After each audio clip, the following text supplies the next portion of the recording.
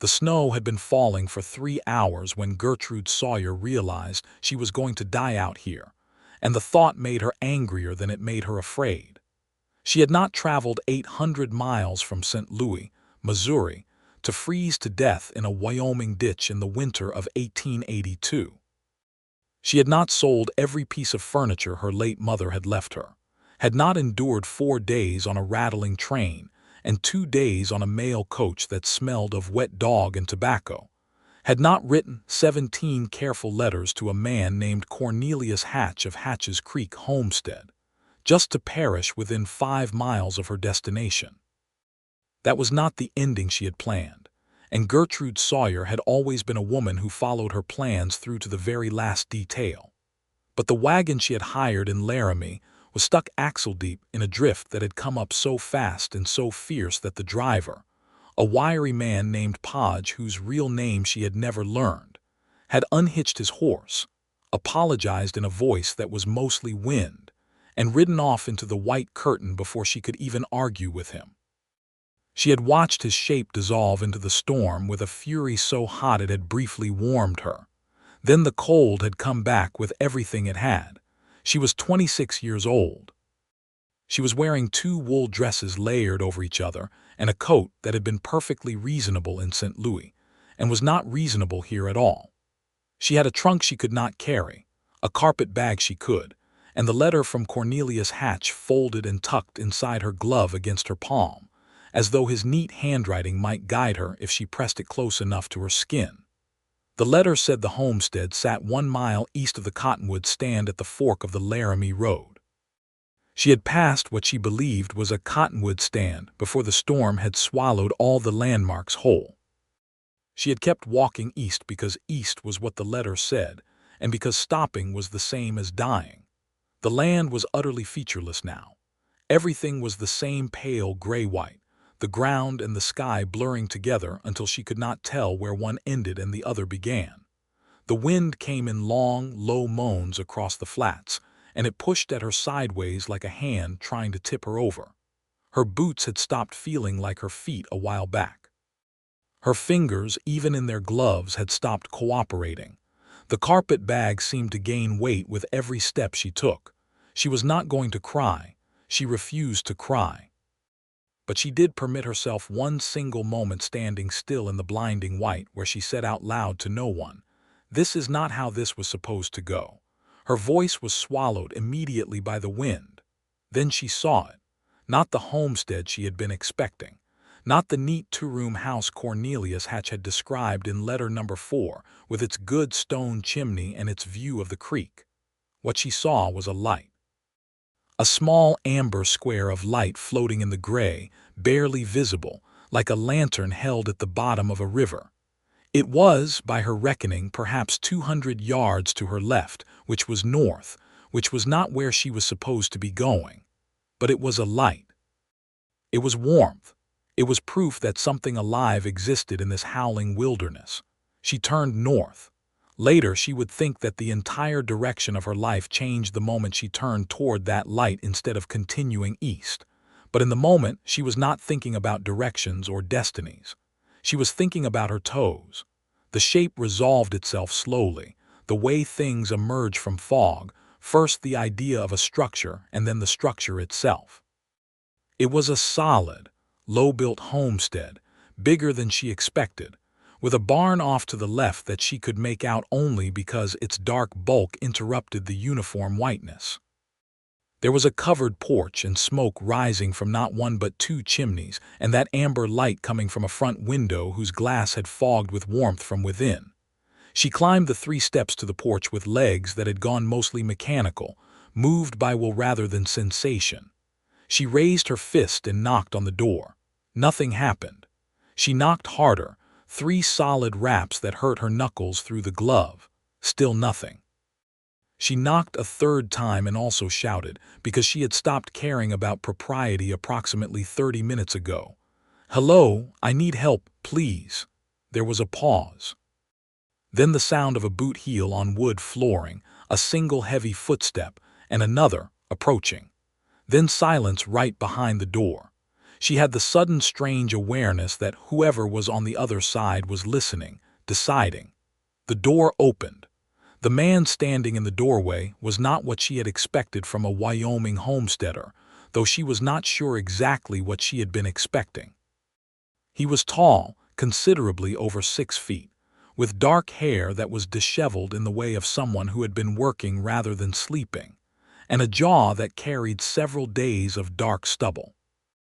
He was wearing a thick flannel shirt, rolled to the elbows despite the cold bleeding in around him, and he was holding in one hand a book, his thumb still marking his page as though he had been interrupted mid-sentence. His eyes were dark gray, the same color as the storm, and they moved over her face with an expression she could not immediately read. Not alarm, exactly. Not hostility, something more careful than either. He said, "You are not who I was expecting." She said, "I am not who I expected to be here either. I was trying to reach Cornelius Hatch's homestead, and I am, I believe, considerably lost. I can no longer feel my feet, and I would be grateful if you would allow me inside." He looked at her for one more moment. Then he stepped back from the door and said, "Come in then."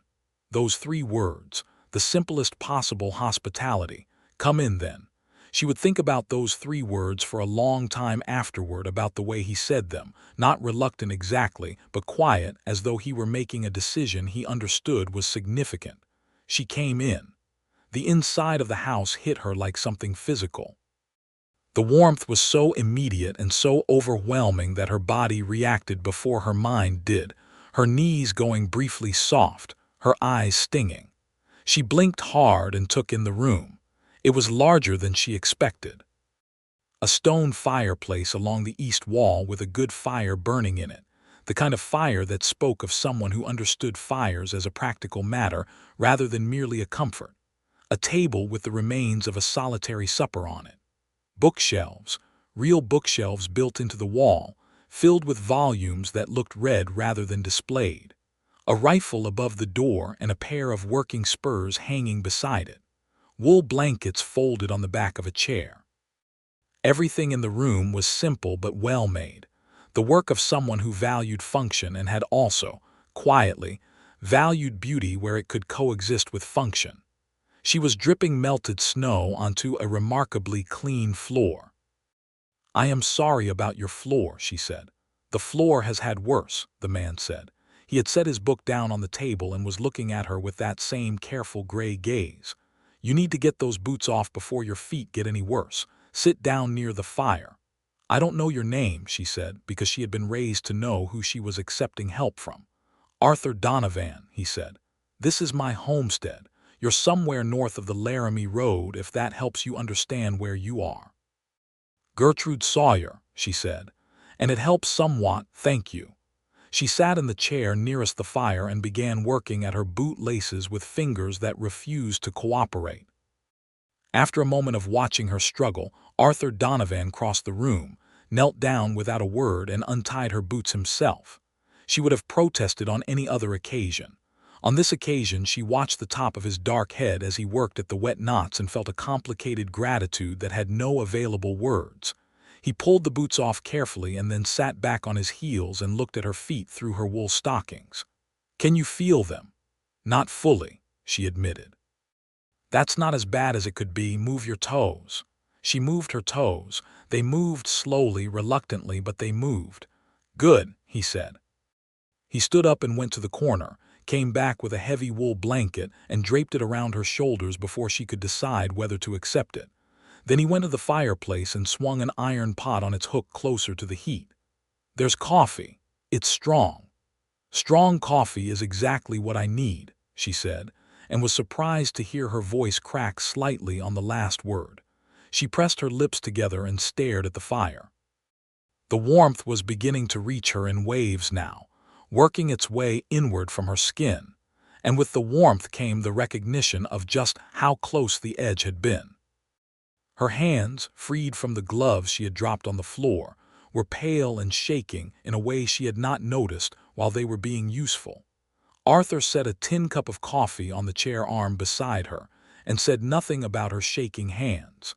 That particular kindness made her throat tighten in a way that the cold had not. "Cornelius Hatch's place is about a mile south of here," he said, settling himself on the other side of the fireplace in a way that was respectful of distance, neither too close nor so far as to seem unfriendly. "Once the storm breaks, I can take you. I am to be married to him," she said.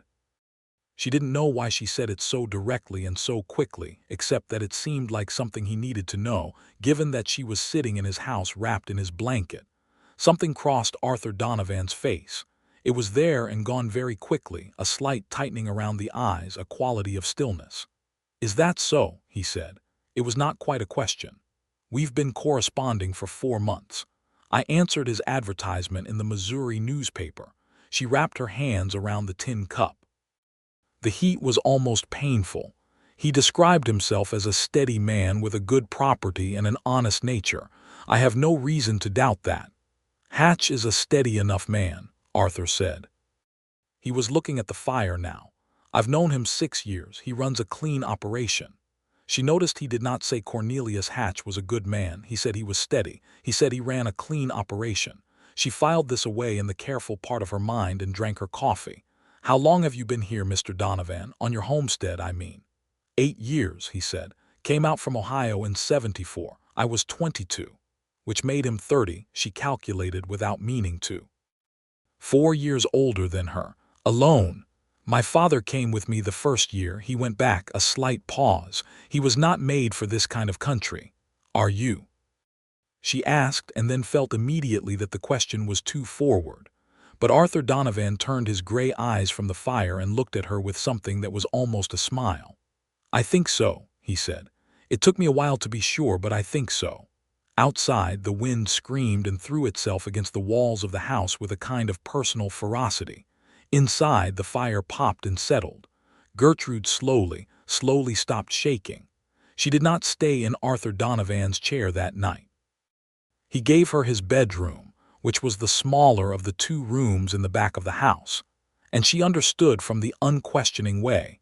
He arranged this that he was a man who had been raised with certain standards and had kept them regardless of how far from civilization he had landed. He himself slept in front of the fire on a bedroll, which he pulled from beneath a bench with the ease of long practice, and he wished her good night with the same careful, quiet courtesy he had applied to everything else since opening his door.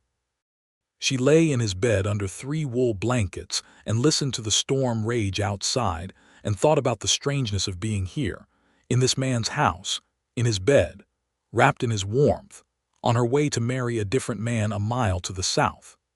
She thought about the letter from Cornelius Hatch pressed between her gloves on the bedside table, his neat practical handwriting describing his practical house and his practical life, and his need for a practical wife. She thought about how practical was an excellent quality and how it was not the same as warm. She fell asleep before she could finish the thought. Morning came with silence. That was the first thing she noticed, the profound and absolute silence where the wind had been, a silence so complete it had a texture to it. She lay still for a moment, orienting herself in the unfamiliar room, taking in the simple pine furnishings, the single shelf of books, the frost flowers on the inside of the window glass. The cold was still there, but it was a manageable cold, a cold that existed outside rather than inside. She dressed quickly, both wool dresses again, and pushed her feet carefully into her still damp boots. When she came out into the main room, Arthur Donovan was already up, and the fire was already built high, and something was already on the stove. He looked up from the pan he was tending and said, "Good morning. How are your feet?" "Much better," she said. "Thank you, really. Sit down, there's oatmeal." She sat down at his table and accepted oatmeal and more coffee and looked out the window at a world that had been entirely remade overnight. The snow lay in smooth, heavy drifts that came up nearly to the porch railing, and the sky was the particular hard, bright blue that follows a storm, a blue so sharp it looked brittle. The cottonwood trees along the distant creek line were bent under their white weight, every branch outlined in ice. "It's beautiful," she said, before she could decide whether saying it was appropriate. Arthur set his own bowl down across from her and sat, He looked out the window for a moment. "It is," he agreed, and there was something in the way he said it that told her he had not stopped noticing that beauty in 8 years, that it still landed on him the same way. This interested her. "I should get to Cornelius Hatch's property today," she said. "He will be wondering." "I'll take you on horseback when you've eaten," Arthur said. "The drifts are too deep for a wagon, but the road will be passable enough." She nodded. She ate her oatmeal and was surprised by how good it was, not just because she was hungry but because he had put something in it, a spoonful of something sweet, and she realized it was honey from a small ceramic pot on the shelf. Someone had thought to put honey in the oatmeal. In the middle of a Wyoming winter on a remote homestead, a solitary man had kept a pot of honey and put it in his breakfast. She was unreasonably moved by this small fact. "May I ask you something?" she said. He looked up. "You may. The books." She nodded toward the shelves that lined one full wall. "Where do they come from?" Something shifted in his expression, softened slightly. "Mail order mostly. There's a lending library in Laramie I use when I go in for supplies. I trade books with some of the other homesteaders when I can." He paused. "I've been out here alone a long time. Books make good company." "What are you reading now?" She nodded at the book he had been holding when he opened the door, which was sitting closed on the table between them. He turned it so she could read the spine. It was George Eliot's Middlemark. She stared at it. "I have read that book 3 times," she said. He looked at her steadily. "What did you think of it?" "I thought Dorothea deserved better choices," she said. "I thought the book understood something true about how intelligent women get trapped by the smallness of what is offered to them." A silence. Arthur Donovan looked at her with an expression she could not quite name. "That is almost exactly what I think," he said, "though I had not put it in those words." They looked at each other across the breakfast table in the hard, bright winter light, and Gertrude Sawyer had the sudden vivid sensation of standing at a crossroads, of feeling both roads under her feet at the same time, and knowing she would have to choose one. She finished her oatmeal and said nothing else about the book. The ride to Cornelius Hatch's homestead took 40 minutes on a big roan horse named Fletcher, who moved through the snow with a calm, powerful indifference that Gertrude found comforting. She rode behind Arthur, which was the practical arrangement given the snow, and because there was no alternative she held onto the back of his coat with both hands. He smelled of wood smoke and pine and the cold air, and he moved with the horse in the easy, unself-conscious way of someone who had been riding since before he could reason about it. They did not talk much on the ride. The world was too large and too beautiful and too quiet for much talking. Once, a trio of mule deer stood at the edge of the cottonwood stand and watched them pass with their large, liquid eyes, and Arthur reined Fletcher in for a moment so she could look at them without being jostled. And the gesture was so small and so thoughtful that she had to press her lips together and look at the deer very hard. Cornelius Hatch's homestead appeared exactly where Arthur had said it would, 1 mile south, at the fork of the Laramie Road. It was a good, solid property. A house, a barn, a chicken coop, a smokehouse, everything exactly where it ought to be. The fence line was straight and well-maintained. There was order here, a certain diligence. She could see all of that from 50 yards away. Cornelius Hatch came out of his barn when he heard the horse. He was a broad, plain-featured man of about 35, with a neat brown beard and careful eyes. He was not unkind-looking. He was not cold. He was, she thought, exactly as steady as Arthur had said. "Miss Sawyer," he said, coming toward them. "I was worried. I sent a man to Laramie this morning to ask after you." "I got caught in the storm," she said, as Arthur helped her down from the horse. "Mr. Donovan was kind enough to give me shelter." Cornelius looked at Arthur with an expression that was neutral and calculating in equal measure. "Donovan," he said. "Hatch," Arthur said. He did not dismount. He held Fletcher still and looked at Gertrude, and for a moment she looked back at him and she thought she saw something in those gray eyes that was careful and contained and also, underneath the containment, reaching. "Thank you," she said, "for everything." "It was nothing," he said. "I'm glad you made it through the night all right."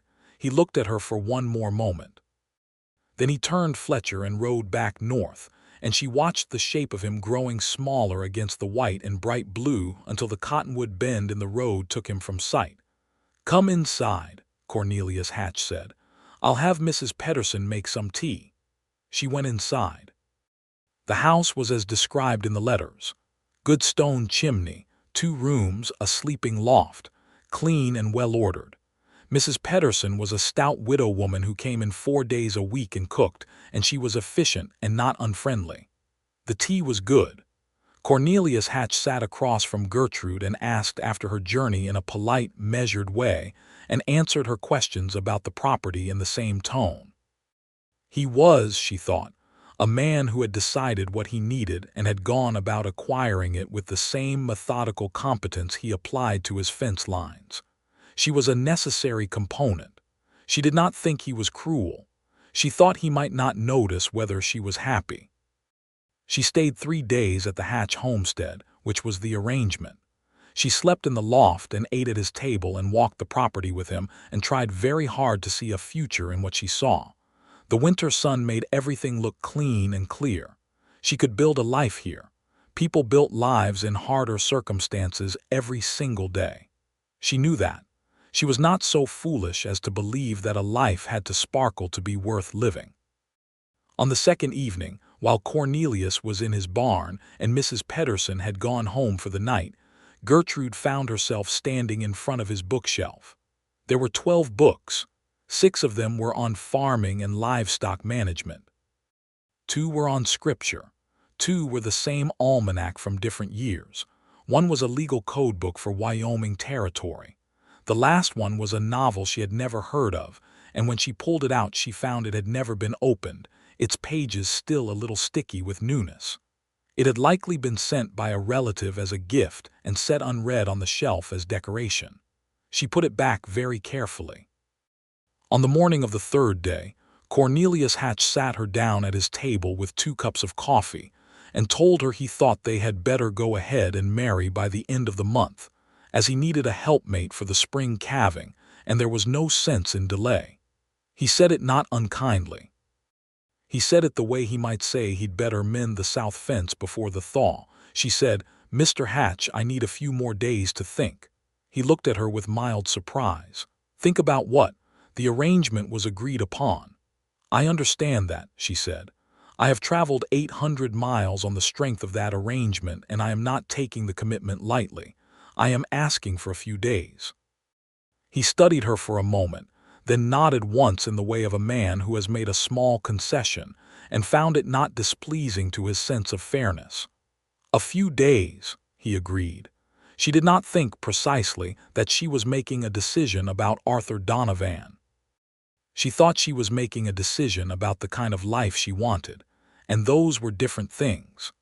But when she asked Cornelius if it would be all right for her to take a walk that afternoon, and when that walk took her, without her fully admitting to herself where she was going, north along the road toward the Cottonwood Bend, she understood that the distinction she was making was perhaps not as honest as she wanted it to be. She had gotten perhaps half a mile when she heard a horse behind her and turned, expecting she wasn't sure what.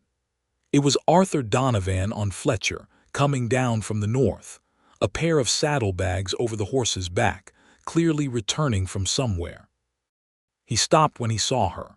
The look on his face was unguarded for exactly 1 second before he brought it back to its usual careful quiet. He said, "Miss Sawyer, I didn't know you were out walking." "I wanted some air," she said, which was true as far as it went. He looked at her for a moment and then said with a deliberateness that she recognized as a man choosing honesty, "Are you all right?" She thought about the 12 books, the almanacs, the spring calving. "I am trying to be," she said. He sat on his horse and looked down at her, and the winter light came through the bare cottonwood branches and fell across his face. He said quietly, "Would you like to ride Fletcher back to the Hatch place? It's getting cold again." "Would you walk with me instead?" she said, and was slightly astonished at herself. "If you have time, if you are not needed somewhere." A pause. He dismounted in one smooth motion and took Fletcher's reins in his hand and fell into step beside her. They walked south along the road with the horse behind them, their boots making tracks in the snow that had crusted overnight to a hard, glittering shell, and the sky above them was that hard Wyoming blue again. "Tell me about Ohio," she said. He looked at her sideways. "What about it? What made you leave? What were you doing there before you came here?" "My father had a hardware business," he said. "I was working in it from the time I was 15. I thought for a long time it was what I was going to do, stand behind a counter, keep the ledgers, go to the same church on Sunday and the same supper on Tuesday and the same everything for the rest of my life." He paused. "I think there was a version of me that could have done that, been content with it even. But there was another version that couldn't stop looking west." He looked at the mountains in the distance, their white peaks hard against the sky. "I'm glad I listened to the second version. Do you miss Ohio?" "Sometimes. I miss my mother. She passed 3 years ago." He said it simply, without self-pity. "I miss a few people. I don't miss the life." She thought about St. Louis, her mother's house with its lace curtains, the sound of the street vendors in the morning, the small circle of her life there after her mother had died and left her with no family and a modest amount of money that would not last forever. She had answered the advertisement not because she was romantic, but because she was practical. She had wanted a real life. A life that was hers. "What made you come out west?" Arthur asked. "Really?" She was quiet for a moment. "My mother died in March," she said. "She had been unwell for 2 years and I had been caring for her, and then she was gone and I looked at the walls of that house and I thought, what is this for? I had one friend from school who had married and moved to Denver. Everyone else had their own households, their own children. I had a house with lace curtains and a little money and nothing that was mine." She paused. "I wanted something that was mine." "Is that what you think Cornelius Hatch is offering you?" Arthur said, and his voice was very careful. "He is offering me a practical future," she said. "That is worth something." "It is," he agreed, and then after a long pause, "It is not everything, though." She stopped walking. He stopped too, and Fletcher stopped behind him. The three of them stood in the middle of the snowy road, and Gertrude looked at Arthur Donovan directly and said, "What are you saying, Mr. Donovan?" He met her gaze without flinching. "I am saying that you are the most interesting person I have spoken to in longer than I can clearly remember," he said. "I am saying that Middlemark would be a better conversation with you than with the fireplace. I am saying that I have been thinking about what you said about Dorothea deserving better choices, and thinking that it might apply to more than just a novel." He stopped. His jaw tightened slightly. "I am also saying that I am aware you came here to marry another man and that it is not my place to interfere with that, and if you tell me to mind my business I will do exactly that and never mention it again." She looked at him for a long time. The wind moved through the cottonwoods and snow fell from a branch in a soft white cascade. "You are not minding your business," she said, but she did not tell him to stop. He said very quietly, "No, I am not." She turned and started walking again, south toward the Hatch homestead, and he walked beside her, and neither of them said anything else for a while. But the silence between them had changed. It had a different quality now, warm and aware and alive with things neither of them was saying yet. When they reached the gate of Cornelius Hatch's property, she stopped and looked up at Arthur. "I have decisions to make," she said. "I know," he said. "I need to be honest with Mr. Hatch," she said. "Whatever I decide, he deserves honesty." "He does," Arthur agreed.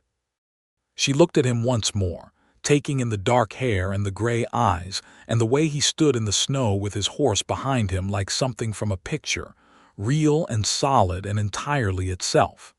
Then she went through the gate.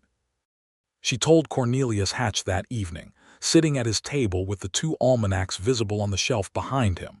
She told him that she had come in good faith and that she did not believe he was a bad man and that she was deeply sorry, but that she did not think she could build the kind of marriage that would be good for either of them. She said it plainly and steadily and met his eyes throughout. He was quiet for a long time. Then he said, "Is this about Donovan?" She said, "It is about me. About what kind of life I want." He studied her for another long moment, and she saw in his steady, calculating eyes a man who was doing the arithmetic and arriving at an answer he did not love but could accept. "I see," he said. "You'll want to arrange transport back to Laramie, I suppose." "I will make my own arrangements," she said. "I am sorry, truly." "I expect you'll need somewhere to stay tonight," he said. He said it without warmth and without cruelty, the way he said everything. "Mrs. Pedersen will make up the loft." "Thank you," she said. She did not sleep much that night. She lay in the loft and thought about what she had just done. She had traveled 800 miles and she had broken an arrangement, and she had no immediate plan and a limited amount of money, and a trunk still stuck in a ditch on the Laramie Road. She was, by any rational accounting, in a difficult situation. She waited to feel the panic that should come with that accounting. What she felt instead was a quiet, strange relief, like a coat that had been too tight finally being unbuttoned. In the morning she packed her carpet bag and came downstairs to find Cornelius Hatch already out in his barn. Mrs. Pedersen gave her a breakfast of corn bread and fried eggs without comment and without judgment, which Gertrude appreciated. When she stepped outside into the winter morning with her carpet bag on her arm, she stood for a moment in the cold and thought about what came next. She thought she already knew. She walked north. She was perhaps 100 yards from the Donovan property gate when she saw Arthur come out of his barn with a bucket in one hand and look up and see her. He went very still. She walked up to the gate. They looked at each other across 20 feet of snowy ground. "I told him," she said. "I ended the arrangement." Arthur set down the bucket. He came toward the gate. His expression was still that careful, quiet thing, but underneath it was something else, something she was just learning to read like light through water. He stopped at the gate and looked at her. "Where are you going?" he said. "I don't entirely know," she said honestly. "I have some money. I could go to Laramie, find a boarding house, think about my options." "You have options," he said carefully. "What do you mean?" He was quiet for a moment as though weighing something. Then he said, "There is a room in this house that has been a storage room for 8 years and could be a proper guest room in about 2 days' work. I would not be asking anything of you that you did not want to give. But if you needed time to think about what comes next, in a place where someone would at least ensure you were warm and fed, you are welcome to stay here." He paused. "And I would not be unwilling to discover whether the conversation we started yesterday has more to say." Gertrude Sawyer stood at the gate of Arthur Donovan's homestead with her carpet bag in her hand and the Wyoming winter around her, and considered this. "I should tell you," she said, "that I am not a woman who will become a pleasant background feature. I have opinions about nearly everything, and I am not naturally inclined to keep them to myself." Something happened to Arthur Donovan's face then. It was not exactly a smile, but it was the thing that precedes a smile, the thing a person's face does when it recognizes something it has been waiting for. "I am aware of that," he said. "I find it considerably more interesting than its alternative. And I would need to write to my friend in Denver," she said, "Mrs. Clara Henniger. She needs to know I am safe and where I am." "I have paper and ink inside," he said. "All right," she said. She opened the gate.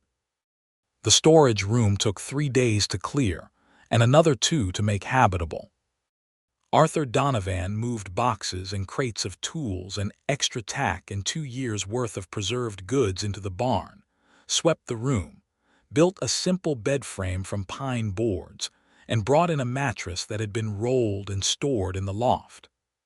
He worked with a methodical competence that Gertrude found deeply satisfying to watch, not because she could not do these things herself, but because he did them without theater or complaint, the way a person works when they are doing something they genuinely want to do. While he worked, she worked too. She cooked because she was a good cook, and because it was useful, and she found in his kitchen everything she needed plus a garden cellar beneath the house that contained more preserved goods than she had expected, root vegetables and dried beans and apple preserves, and 3 kinds of dried herb. Someone had planned ahead. Someone had thought carefully about winter. She made a beef stew with the root vegetables that filled the whole house with a smell so good he stopped mid-hammer in the back room, and there was a pause, and then he kept hammering, but she thought she heard him exhale slowly first. She wrote to Clara Henniger that evening by the fire and told her everything. She told her about the storm and the wrong homestead and Arthur Donovan's door opening. She told her about the books and the honey and the oatmeal, and what he had said in the road about Dorothea. She told her she had ended the arrangement with Cornelius Hatch and was staying at the Donovan homestead while she decided what came next. She told her she was, on balance, all right. She was, on balance, more than all right. Clara Henniger wrote back 14 days later, by which time considerably more had happened. Those 14 days were the most fully alive Gertrude had felt in longer than she could account for. They fell into a domestic rhythm that felt, from the very first day, less like two strangers sharing a space and more like two people who had always been designed to inhabit the same one. She cooked breakfast while he did the morning chores. He came in and they ate together and talked. The conversations ranged from Middlemark to Wyoming land law to the question of whether the railroad was going to be a net good for the territory, a subject on which they disagreed with a spirited warmth that left them both laughing. She helped him repair a section of fence on the third day, holding boards while he drove nails, and he taught her to do the nailing herself on the second section, showing her the right angle and the proper weight of the swing without condescension. She learned quickly, and he said so directly, and she was gratified in a way that had nothing to do with the nails and everything to do with being seen as capable. In the evenings they read. Sometimes the same book, taking turns reading aloud, which felt dangerously intimate and which they both pretended was simply practical. Sometimes their own books in companionable silence, looking up occasionally to share a line that seemed worth sharing. He had Charles Dickens and Mark Twain and several volumes of natural history, and a battered copy of Thoreau's Walden that he had clearly read many times, its spine broken and its margins covered in penciled notes. She read his marginalia when he was out and felt as though she were reading him. On the fifth evening they were sitting together by the fire, his long legs stretched out toward the heat, her feet curled beneath her in the other chair, when she looked up from her book and found him already looking at her. He did not look away. She did not either. "Can I ask you something?" she said. "You can ask me anything," he said.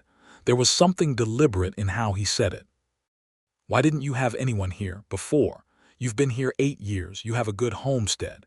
You're not," she paused, choosing her word, "you're not a person who is easy to be around." She saw him start slightly. "I mean that as a compliment. I mean that you are the kind of person other people should want to be around. Why have you been alone?" He was quiet for a moment. "There was a woman in Laramie several years ago," he said. "She was a school teacher. We courted for about 6 months.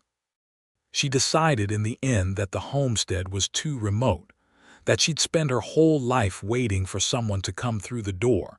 He looked at the fire. "She wasn't wrong about the remoteness.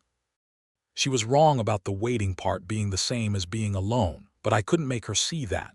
Gertrude thought about this. "And since then I've been working," he said, "building the property, reading, thinking, waiting for something I couldn't entirely describe." He looked at her then directly with that gray gaze that had nothing in it of evasion. "I am starting to think I know what it was." She felt the words settle over her like warmth. She did not look away. "Arthur," she said, and it was the first time she had used his Christian name. He felt it. She could see that he felt it. "I came out here to make a practical decision about a practical life," she said. "I want to be honest with you about that. I did not come here looking for this." "I know," he said, "and I need you to know that I am not the kind of woman who makes decisions based on feeling alone. I am careful, I think things through." "I know that too," he said. "It's one of the things He stopped." "One of the things you what?" she said softly. He leaned forward slightly, his elbows on his knees, and looked at her with the kind of honesty that costs something. "One of the things I most admire about you," he said. "Among several things that have been accumulating considerably fast for a man who generally takes his time." She uncurled her feet from beneath her and set them on the floor and looked at him from across the firelight with everything she was feeling fully present in her face, because she had decided on honesty a long time ago. "I think," she said slowly, "that I came to the wrong homestead, and I think it may be the best thing that has ever happened to me. But I need you to understand that I am still finding my footing. I have been completely uprooted from everything familiar, and I am still in the process of deciding who I am in this new place." "I know," he said. "I am not asking you to decide anything tonight." He held her gaze. "I am just asking you to be here, the way you have been this week." "The way it has been this week." That is already, he paused, and she saw him search for the word, this man who was not short of words. "That is already more than I expected to find in this life." She looked at him for a long moment, then she picked up her book again. "Then let us read," she said, "and not decide anything tonight." He picked up his own book. They read in silence, but the fire between them felt different. The letter from Clara Henniger arrived on the 14th day with the post rider who came up from Laramie twice a month, and it was characteristically Clara, warm and practical and frank. She wrote that she was relieved Gertrude was safe, and not at all surprised she had ended the arrangement with Cornelius Hatch, as she had always suspected Gertrude would not be able to stomach a man more devoted to his fence line than to her. She wrote that Denver was well and her own house was comfortable, and if Gertrude needed somewhere to come, and think she was always welcome. She wrote at the end, in a postscript that was 3 times longer than the letter itself, that if the man who had opened his door in a snowstorm and put honey in the oatmeal and read Middlemark was half as decent as Gertrude's description suggested, Gertrude ought to be considerably more focused on what was in front of her than on what came next. Gertrude folded the letter and held it on her knee and looked at the window and the winter outside it. Then she looked at Arthur Donovan's bookshelves, and the tin pot of coffee on the stove, and the small ceramic honey jar on the shelf, and felt something settle in her chest with a finality that was not resignation but resolution. She was where she was supposed to be. That evening she told him about Clara's letter, reading him the postscript with a frankness that made color rise along his jaw. He said, "Your friend sounds direct." "She is the most direct person I know," Gertrude said, "except possibly you and possibly me." He looked at her across the table. "What do you think about what she said?" "I think she is right," Gertrude said simply. Arthur set down his coffee cup. The fire made the room amber and the cold outside pressed against the glass, and he looked at her with something in his expression so open and unguarded that she thought she could see all the way to the back of him, all the way to Ohio and 8 years of cold winters and books and work and patient solitary waiting for something he couldn't name. "Gertrude," he said, and her name in his voice sounded like something finally said right. "Yes," she said. "I would like to court you properly," he said. "I know the circumstances have been unusual, and you have had no shortage of adjustments to make. I am not asking for anything more than what we already have, only to call it what it is. If you are willing." She thought of all the ways she might be cautious. She thought of all the ways she had been cautious her whole life, being careful and practical and managing everything on her own, and she thought of where caution had gotten her and where recklessness had gotten her instead. She had turned toward a light in a snowstorm. That had been recklessness of a kind. It had been the best thing she had ever done. "I am willing," she said. What followed was a courtship that was, by the standards of 1882 Wyoming territory, fairly unconventional, and by the standards of Gertrude Sawyer and Arthur Donovan's interior lives, entirely inevitable. They were already spending every day together on a remote homestead in the deep winter, which meant the usual courtship rituals of calling cards and parlor visits and chaperoned walks were both unavailable and irrelevant. What they had instead was work and talk, and the long, honest evenings by the fire, and those things got into a person's soul in a way that parlor visits never quite managed. He taught her to saddle Fletcher without help. She taught him a recipe for corn bread with a crust so good he ate 3 pieces in one sitting, and looked mildly abashed about it. He showed her the property in the way a man shows someone something he loves, pointing out the spring that ran year-round at the property's north end, The stand of timber he had been carefully thinning for use without clearing entirely. The place along the creek where the trout ran thick in summer. She listened to all of it with the full attention she gave to everything, and asked questions that showed she had heard every word. In late January, when the cold had reached its deepest and most serious point, one of his horses, a gray mare named Cora, developed a leg ailment that needed daily treatment. Arthur tended her with a care that told Gertrude everything she needed to know about the kind of man he was when he thought no one was watching. He sat with the horse for hours in the cold of the barn, patient and gentle and matter-of-fact, talking to her in a low voice that was not the voice he used for people, but was not entirely different from it either. Gertrude brought him coffee twice without being asked and sat in the hay and kept him company and did not feel compelled to fill the silence. Cora recovered fully by the second week of February. On the 14th of February, which neither of them acknowledged as Valentine's Day until the other did first, he came in from the morning chores and set on the table a small thing he had carved from a piece of pine. It was a bird, a meadowlark, rough-hewn but clearly itself, clearly alive in whatever still way a wooden thing can be alive. He set it down and said nothing and began pouring coffee. She looked at it for a long moment. Then she went to her room and came back with a small book, one she had carried in her carpet bag from St. Louis, a thin volume of Emily Dickinson poems that had been her mother's. She set it on the table in front of him. He picked it up carefully, with the hands of a man who understood what a book was worth. He opened it and read the name written on the inside cover in her mother's handwriting. He looked up at her. "I wanted you to have something that mattered to me," she said simply. He held the book with both hands and looked at her across the table, and the February light came through the window thin and bright and cold, and it was absolutely clear to both of them what was happening. He crossed the kitchen in 3 steps and she stood up, and his hands were on either side of her face, and he kissed her with everything he had been containing for 2 months, all the careful, quiet patience of him. And she kissed him back with everything she had been containing since she had stood on his porch in the snow and knocked for the 3rd time. The carved meadowlark sat on the table between the empty coffee cups, and the book of Dickinson poems lay open to a page that said, in the neat, old-fashioned hand of a woman Gertrude had loved, called back. Spring came in early April, sudden and overwhelming, the way spring always comes in Wyoming, as though the land had been holding everything back on a long breath and then let it all go at once. The creek came up with snowmelt and ran loud and cold past the property's east edge, and the first green appeared along its banks in a color so vivid it seemed almost artificial. The cottonwoods came out in their pale, fuzzy catkins. The grass on the flats turned from winter brown to new green in what seemed like a matter of days.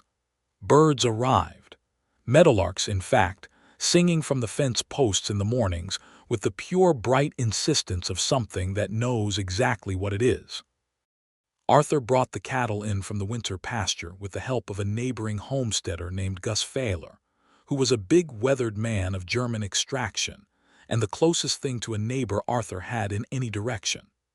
Gus had a wife named Hedwig and 2 young sons and a homestead 3 miles to the west, and he came over with his boys occasionally to trade labor, which was how the territory worked, no man's property being quite enough for one man alone when the hard work came. Gus took one long look at Gertrude the first morning he came over and then looked at Arthur and said, in his flat, direct way, "This is the woman from the storm, the one who came to Hatches." "She came here first," Arthur said. Gus considered this. "Lucky storm," he said, and went back to drinking his coffee. Hedwig Fahler came over the following week with a crock of pickled cabbage as a greeting gift and stayed for most of the afternoon. She was a compact woman of 32 with a pragmatic laugh and quick eyes, and she and Gertrude understood each other almost immediately, the way women who have relied entirely on themselves sometimes recognize that quality in another. Hedwig told her everything she had wanted to know about the territory and had not yet asked Arthur, partly because Hedwig offered information without waiting to be asked, and partly because some things are easier to ask another woman. She told her about the land and the weather and the people and the town of Laramie, and which merchants were honest and which were not. She told her that Wyoming Territory had given women the right to vote 12 years earlier in 1869, the first place in the nation to do so, and that this was a fact worth knowing. "This is a hard place," Hedwig said, near the end of the afternoon, with the frankness of someone who believes kindness is compatible with truth. "It asks a great deal, but it gives a great deal in return if you give it your whole self." "I think I have already given it my whole self," Gertrude said, looking out the window at the greening land. Hedwig smiled. "Good," she said. Arthur proposed to Gertrude on an evening in late April, not with speeches or ceremonies. He had been planning something more formal, she learned later, something with the good lamp lit and the table cleared. But what happened instead was that they were out walking the property at dusk, following the creek bank south, and the sky was doing something extraordinary, going from gold to pink to a deep bruised purple above the mountains. And she said quietly, "I cannot imagine being anywhere else." And he stopped walking and took her hand, which he had been doing for weeks, and said, "Then don't be anywhere else. Marry me, Gertrude, stay here, build this with me." She turned to look at him in the lavender dusk. His face was completely open, completely without defense, and she thought that this was what courage looked like when it had nothing to prove. "Yes," she said. "Of course, yes." He brought her hand to his mouth and held it there, his eyes closed, and she felt the pressure of his lips against her knuckles and the warmth of his breath and the whole enormous realness of him. They were married in Laramie in May, at the courthouse, with Gus and Hedwig Fayler as witnesses and Clara Henniger, who had come all the way from Denver by train and been waiting at the Laramie Hotel when they arrived, resplendent in a green dress and already in love with Arthur on Gertrude's behalf from the letter descriptions. Clara cried during the ceremony and denied it afterward. Gus Fayler looked moved in the careful way of a man who feels things deeply and believes showing it is the privilege of exceptional occasions. Hedwig held Gertrude's hand for a moment before she went to stand beside Arthur and said, just loudly enough for Gertrude to hear, "Good," again, in that same satisfied way. The judge who married them was a small, precise man named Henderson who performed the ceremony with an efficiency that was nonetheless invested with a genuine solemnness. When he said husband and wife, and Arthur kissed her in the wood-paneled courthouse room with the afternoon light coming in sideways through the windows, Clara made a sound that was definitely not crying. They had a supper at the hotel, the six of them, a long meal with good food and better conversation, and Arthur held Gertrude's hand under the table for most of it, and she let him, and felt through her whole body the rightness of it. Clara pulled Arthur aside at some point during the evening and talked to him for 15 minutes while Gertrude talked to Hedwig, and Gertrude saw from across the room that Clara was doing her characteristic thing of frank assessment, looking at a person from several angles, and that Arthur was receiving it calmly and answering her directly, and that by the end of the 15 minutes Clara was satisfied. Later Clara would tell her, "He looked at you from across the room 17 times in that 15 minutes, and every single time he checked that you were all right. That is the kind of man you keep." They went home to the homestead on a May evening when the whole land was full of new green, and the creek was running strong, and the cottonwoods were in full, impossible leaf. Arthur carried her over the threshold of the house with a solemnity that turned into laughter when Fletcher put his head over the fence and whinnied loudly at the precise moment of entry, as though he was announcing them. "That horse has opinions," Gertrude said. "He always has," Arthur said, setting her down inside the door and looking at her with that expression she had learned by now, the one that was not quite a smile but was the thing that preceded it and was often better. "Welcome home, Mrs. Donovan." She looked around the house that she had been living in for 4 months but that felt now definitively hers. Her books mixed in with his on the shelves, the carved meadowlark on the window sill. The small additions she had made to the kitchen, the herbs drying from the ceiling beam, the extra chair she had brought back from Laramie, the curtains she had sewn from a length of blue cotton because there were still no curtains and the windows needed something. "Thank you for opening your door," she said. He took her face in his hands the way he had on Valentine's Day and kissed her once, slowly and warmly, and she felt the whole long cold winter and the road from St. Louis and the storm and the wrong homestead all resolving, settling, becoming not mistakes or detours, but exactly the right road to exactly the right place. The summer was the most abundantly alive time Gertrude had yet experienced. The homestead, which in winter had been a compact and cozy place against the cold, expanded in summer into something enormous and generous. The garden she planted with Hedwig's guidance grew with the extravagance of good soil that had been long prepared, tomatoes and squash and beans, and a long row of sunflowers she planted along the south fence for no practical reason at all, except that she wanted them. Arthur regarded the sunflowers with a pleasure he tried to keep measured and failed at entirely. She learned the land by riding it. Arthur taught her to ride with the ease of someone sharing something he loved, and she took to it with the same quick attention she brought to everything. By July, she was riding Fletcher independently across the property and further, following the creek north to where the canyon walls rose red and orange against the sky, sitting on the bank in the afternoons with a book while Fletcher grazed nearby. Arthur would sometimes come looking for her and find her there and sit down beside her on the bank without a word, and they would spend an hour with the sound of the water and the light and nothing pressing. And these hours felt to her like the purest form of happiness she had ever encountered. There were difficult things, too. A late summer drought that turned the grass pale and stressed the cattle and made Arthur quiet and watchful in a way that she learned to read, not as distance but as concentration. A dispute with a surveyor from the land office who had been sent to recheck property lines and who implied, with the casual arrogance of a man who assumed the frontier was populated by illiterates, that the Donovan property might be incorrectly filed. Arthur pulled out his deed and land documents with a perfect equanimity and sat the man down at the table and went through them page by page, and Gertrude made coffee and brought it in and watched the surveyor's expression slowly change from condescension to chagrin.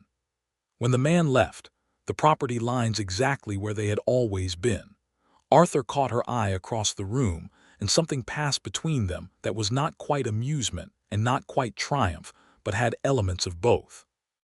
In the fall, Gertrude began to suspect she was expecting a child, and confirmed it to herself with the quiet certainty of a woman who pays attention to her own body.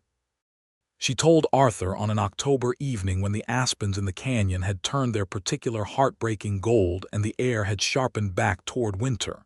She told him directly, sitting across the kitchen table watching his face. She saw him receive it. She saw it move through him, the information reaching his chest and expanding there. His jaw worked once. He looked at her and his eyes were bright with something that was not sadness. "Are you well?" He asked immediately and practically, the first question of a man who will do whatever is needed. "I am well," she said. "I am very well."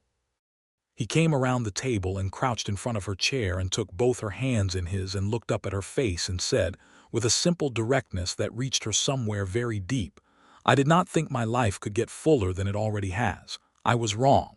She cupped his face with both hands and looked at him. "You are going to be a wonderful father," she said. He turned his head briefly and pressed his mouth against her palm. "I am going to try very hard to be," he said. Gus and Hedwig Failer were told the following week, and Hedwig began immediately offering practical advice and the loan of various items she had used for her own boys. And Gus shook Arthur's hand several times more than was strictly necessary, and offered to come over every week to help with heavy work until the baby came. These offers were accepted with the gratitude they deserved.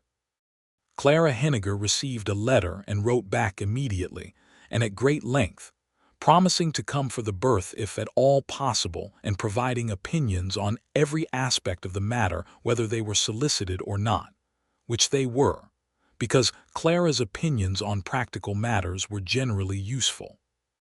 The winter of 1882 to 1883 passed in a warmth that was entirely different from the previous year's cold. The same storms, the same hard Wyoming cold, the same long dark evenings. But the house was full now in a way that had nothing to do with number of people and everything to do with what was alive inside it. They read and talked and worked and existed together with a completeness that Gertrude sometimes stopped in the middle of the day to notice, consciously, deliberately, because she had learned that happiness, the real kind, deserves to be witnessed by the person experiencing it. She wrote in a journal she had started in December, filling page after page in her clear, careful hand. She wrote about the weather and the land and the cattle and the conversations. She wrote about what Arthur had said at breakfast and what she had thought about it afterward. She wrote about the meadowlark pair that nested every spring in the fence post by the garden and that she had begun to feel a proprietary fondness for. She wrote about what it felt like to be inside a life that was fully her own. In March, when the days were beginning to lengthen and the first tentative hints of spring were visible in the creek bank willows, the baby was born. It was a long labor, and it was not easy. Gertrude managed it with the same determination she brought to everything, and Hedwig Fayler was there throughout, steady and practical and present, and Arthur was in the house the entire time in a way that was unusual enough for a man of the time that Hedwig raised her eyebrows but said nothing, because she had recognized a man who was not going to be anywhere else. When it was over and the baby was wrapped and Hedwig placed it in Arthur's arms, he looked down at the face of his son, red and furious and entirely new, and Gertrude watched his expression from where she lay, exhausted and whole, and it was a thing she would carry in her memory for the rest of her long life. "Hello," Arthur said to the baby, in a voice so quiet it was barely audible. "Hello, you." They named him William James Donovan. William for no particular person and James for Arthur's father, who was still alive in Ohio, and who received a letter within the week that made an old man sit down at his kitchen table and be unable to speak for several minutes. William James Donovan was, from his earliest days, a person of strong convictions and considerable volume. He also had Arthur's gray eyes and Gertrude's stubborn chin, which Arthur regarded with deep satisfaction and mild apprehension in equal measure. He slept in the cradle Arthur had built during the winter, a cradle that was both sturdily practical and finer than it needed to be, because Arthur had spent 3 months on it and had not been able to stop adding details. The meadowlarks came back that spring, the same pair or their descendants. Gertrude could not be sure, and set up in the fence post again. She pointed them out to William from the kitchen window when he was old enough to look toward where she pointed, which was earlier than she expected and later than she hoped, as with all things. Arthur stood beside her at the window and watched her show their son the birds, and his expression had that quality again, the one she had learned to read as contentment so deep it required no words. By the summer of 1883, the Homestead had taken on the settled character of a place that knows what it is. The garden was bigger and better managed. The cattle herd was 20% larger than it had been the previous year. Arthur had added a second barn to house the additional stock, and had hired a young man named Pete Aldridge from Laramie for the summer work, a cheerful 17-year-old with no particular skill, yet but a genuine willingness to learn, whom Arthur taught with the same patient directness he applied to everything. Cornelius Hatch had, in the meanwhile, placed a second advertisement and married a woman from Kansas named Louise, who appeared to suit him considerably better than Gertrude would have. Gertrude had seen them at the general store in Laramie in August, and Louise Hatch had the look of a woman who valued order above all things and found it in her husband's fence lines with genuine pleasure. They had nodded to each other with a civility that was free of awkwardness, which told Gertrude that Cornelius Hatch bore no lasting grudge, and that Louise Hatch was secure enough in her husband's attention not to feel threatened. Gertrude was glad for both of them, and meant it. Clara Henniger had made good on her promise and come for William's birth and had stayed 2 weeks, which was just long enough for her and Arthur to become genuine friends, which had delighted Gertrude beyond easy description. There was something almost complete feeling about having the person who had known her longest meet the person who knew her best and watch them recognize something in each other. A similar quality of frankness, perhaps, or a similar pleasure in ideas. They argued about Mark Twain for an entire afternoon and ended up agreeing that they had both been right, which was, Clara said, the best kind of argument. That second winter, with William in his cradle and the fire high and the books on the shelf, and the meadowlark carved from pine on the window sill, Gertrude thought often about what she had been seeking when she had answered that advertisement in the Missouri newspaper. A real life, something that was hers. She had come looking for a practical arrangement with a practical man in a practical house, and what she had found instead was this enormous, impractical, unwieldy, magnificent thing, love in a Wyoming winter, a man who read Middlemark and put honey in the oatmeal and opened his door to a stranger in a storm and said, "Come in anyway." She had thought, innocent Louis, that she needed to be practical. She had been right, but she had misunderstood what practical meant. It meant choosing the thing that would build a life worth living. It meant turning toward the light. In the spring of 1884, she and Arthur rode out to the canyon together in the late afternoon, which they still did when the season permitted, to sit on the bank and watch the water and the light. William was 18 months old by then and had opinions about nearly everything, which both of them regarded with a helpless pride they did not try to conceal. He was with Hedwig for the afternoon, who had offered with the matter-of-fact generosity that was her consistent character. They sat on the creek bank with the canyon walls orange above them and the water running clear and cold below and the whole spring world loud with birds. Arthur leaned against the bank behind her and she leaned against him, his arms around her, his chin resting on top of her head in the easy, complete way of two people who have learned each other's weight. "I want to tell you something," she said. "Tell me," he said. "I think about that night sometimes," she said. "The storm, the light in your window. What would have happened if I had kept walking east? You would have reached Hatch's place," he said. Probably, she said. "And I would have been cold and practical and correct, and I would have had my practical life, and I would not have known what I was missing." She paused. "I am so grateful for the storm." He held her a little more closely. "So am I," he said. "I was sitting there reading and thinking I was fine, and I genuinely was fine. And then someone knocked on my door in the middle of a blizzard." He paused 3 times, very firmly. "I was not going to be ignored," she said. "No," he said, and she could hear in his voice that the thing before the smile was happening. "You never are." She turned to look at him over her shoulder, and he looked back at her, and the late light fell across his face, and he was so entirely himself, so solidly and genuinely and unperformatively himself, that she felt the familiar rush of gratitude for all the wrong turns and strange weather that had led her here. "I should tell you something else," she said. He waited. "I think William is going to have company," she said. The stillness. The same stillness as before, the information traveling and expanding. Then his arms tightened around her and his face against her hair was warm and she felt him breathe. "When?" he said. "November, I think," she said. He held her in the late spring light on the bank of the creek with the canyon around them and the water running and the birds calling from the willows, and she felt against her back the steady, reliable beat of his heart, and thought that this was what she had meant when she had said she wanted something that was hers. Not a house, not a fence line, not a practical arrangement. This, a heart that kept time with hers, a mind that met hers without condescension. A man who opened his door in a storm and said, "Come in anyway." That November the second child came, easier this time, which Gertrude attributed to experience and stubbornness in equal measure. A daughter.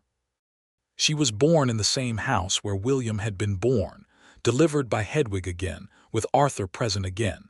And when she arrived she was quieter than William had been at birth, not frail but thoughtful, looking around the room with dark eyes that seemed already to be taking inventory. They named her Eleanor Rose Donovan. Eleanor because Gertrude had loved Eleanor of Aquitaine since reading about her at 14 and had always liked the name's weight, and Rose because when Arthur had asked her what her mother's middle name had been, she had said Rose, and he had said, then Eleanor Rose, and that had been that.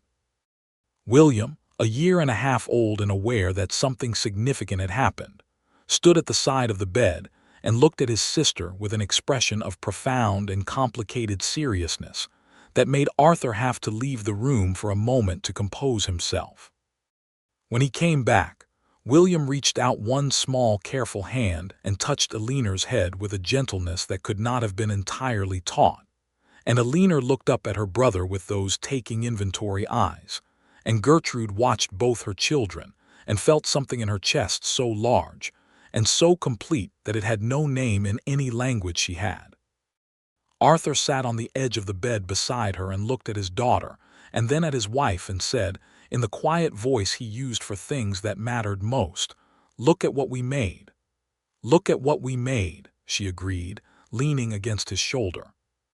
Gus Fayler brought a crock of something celebratory and stayed for supper with Hedwig, and they ate together around the big table with William in his chair and Eleanor in the cradle, and the fire high, and the lamp lit, and the conversation ranging over the land, and the weather and the children and Hedwig's inexhaustible practical opinions and Gus's quiet good humor. And outside the November dark pressed cold against the windows, and inside everything was warm.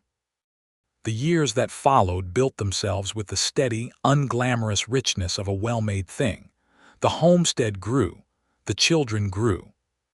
William had his father's gray eyes and his mother's absolute refusal to accept a bad argument on its premises alone, which led to educational dinner table conversations from a very young age. Eleanor had her mother's dark hair and her father's quality of stillness, that particular attentiveness that is rarer than loudness and worth considerably more.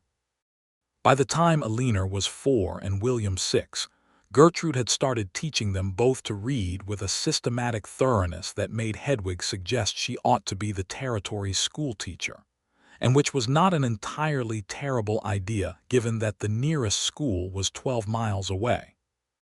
Arthur had, by the mid-1880s, built the Donovan property into one of the solid, well-regarded homesteads of the region, not the largest, not the wealthiest, but reliably good, a place that other homesteaders measured their own efforts against and found it a reasonable standard. He was known in Laramie as a man whose word was his bond and whose judgment was sound, and he was consulted occasionally by neighbors on matters of land law and livestock management with a respectful regularity that he accepted without vanity. He still read every evening. Gertrude still read beside him. They still argued about books with a warmth and pleasure that had not diminished in any particular in 5 years. They had worked through most of the shelf twice over and supplemented regularly by mail order, and the shelf had grown to 2 shelves and then 3, and there was talk of building a proper bookcase that covered the whole wall, which Arthur was planning in his methodical way and Gertrude was looking forward to with a specific happiness she could not fully explain except that it was theirs. In 1887, Arthur's father James Donovan came west to visit for the first and only time.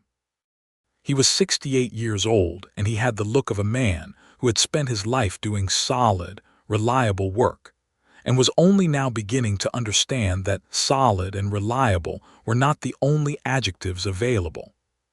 He sat at his son's table and ate Gertrude's cooking, and watched his grandchildren with the expression of a man who has arrived somewhere he did not know he was looking for. He stayed a month.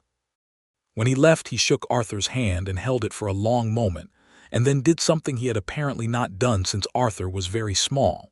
He pulled his son into an embrace, and Gertrude saw from across the room that Arthur was surprised by it and then not surprised, then simply present in it, his arms going around his father's old shoulders. James Donovan said goodbye to Gertrude with the formality of his generation, and then added quietly, You made a good home for him." She said, "He made one for me first." James nodded once, satisfied, and got in the wagon to Laramie. In 1889, Wyoming was admitted to the Union as the 44th state. Gertrude Donovan drove to Laramie with Arthur and both children to see the celebration, and stood in the street in the October chill with a leaner on her hip and William holding her free hand and Arthur beside her, and watched the crowd and the flags and the speeches. A state now, no longer a territory. Something that had been frontier becoming something with permanence. She thought about 1882 and the storm and the impossible cold and the light in the window. She thought about what this place had been when she arrived and what it had become.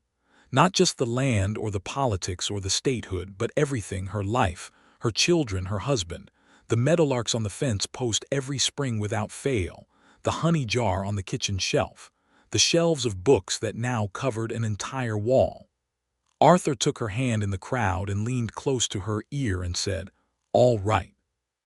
She looked at him, this man she had found in a storm, this man who had said come in without knowing her and had never once in 7 years made her regret that she had. "More than all right," she said. "Are you?"